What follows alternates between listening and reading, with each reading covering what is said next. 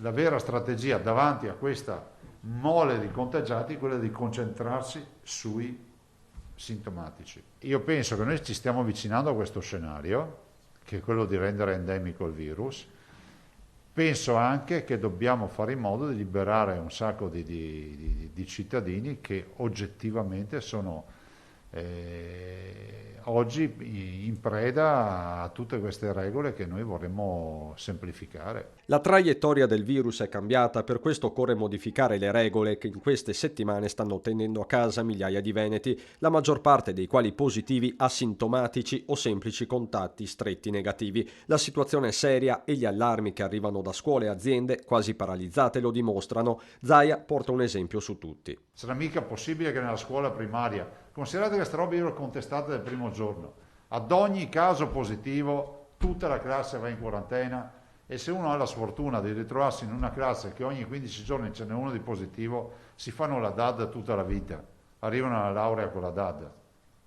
Cioè non può stare in piedi sto sistema. Sullo sfondo le indicazioni dell'ECDC, il Centro Europeo della Prevenzione delle Malattie, e le mosse di alcuni paesi che in termini epidemiologici precedono l'Italia di qualche settimana. Insomma, la strada, dice Zaia, è segnata. L'ECDC dice di concentrarsi sui sintomatici. Allora qualcuno dice, ma la Gran Bretagna ha fatto una grande rivoluzione. Non sta facendo altro che quello che è un percorso che l'ECDC ha già segnato. Flessibilità invocata da buona parte dei presidenti di regione, alcuni dei quali si sono già mossi su un tema specifico ma cruciale, con Zaia che sembra concedere ancora un po' di tempo al Ministero. Altre regioni hanno deciso solo uno strappo, nel senso di andare in farmacia, di portare il fine isolamento, il fine isolamento è in farmacia, con il tampone di prima generazione. Ci sono delle regioni che l'hanno fatto.